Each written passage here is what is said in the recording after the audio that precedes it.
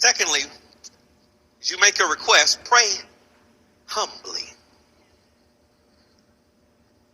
As the teenager matures, parent begins to give him or her more freedom.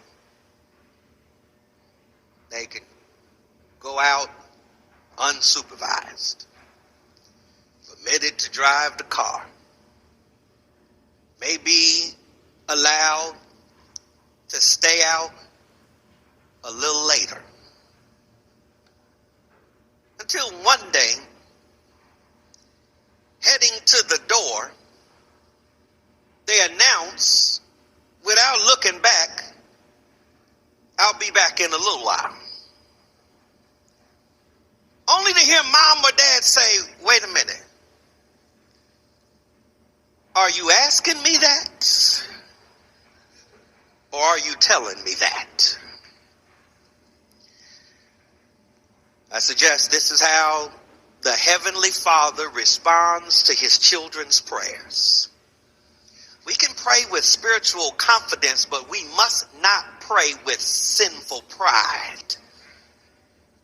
Nothing deep here. In prayer, ask God to do it. Don't tell God to do it. In verse 14 and 15 of our text, the word ask is used 3 times to describe how we should pray. He says in verse 14, if we ask anything according to his will, he hears us. Verse 15 says, we know that he hears us in whatever we ask. B part of verse 15 says, we know that we have received the request we asked of him. Prayer is asking God. And that term ask reflects the privilege of prayer. In Matthew 7, verse 7, Jesus says, ask, and it shall be what? Given. Seek, and you will find. Knock, and the door will be open to you. Prayer is a privilege. If you've taken those down, you should jot that down and go back and remind yourself of that.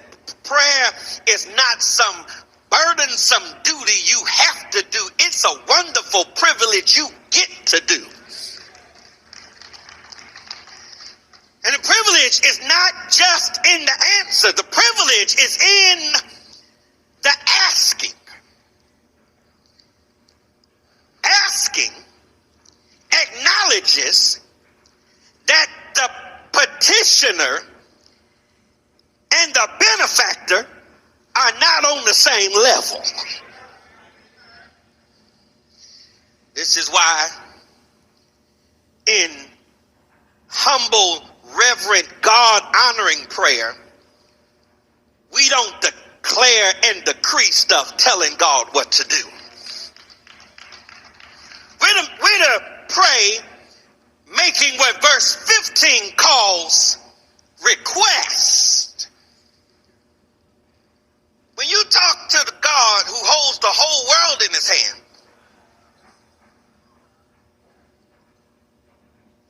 make requests. Don't give orders. Remember who you're talking to in prayer. One of my favorite movies. At the end of a long day, the president and his chief of staff are walking out of the office, and the chief of staff says, "Good night, Mr. President." And the president says, "Listen, when we out of the office, just call me Andy." He said, "I beg your pardon?" He said, "You were in my wedding. Call me Andy." To which the chief of staff says, "Whatever you say, Mr. President." No matter how long you've known the Lord. You're not hearing me here. He's still high and lifted up. Am I right about that? And our prayers ought to reflect reverence for God. We're to make requests, not give orders. Philippians 4:6 says, do not be anxious about anything, but in everything by prayer and supplication, let your requests be made known to God. You are to make request of God, expressing your dependence on God. Prayer advertises your dependence upon God. Prayer, I'm going to say it again, advertises your dependence upon God. Prayer says, Lord, I got a need. I can't meet that need by myself. Nothing and no one in my life can meet this need but you.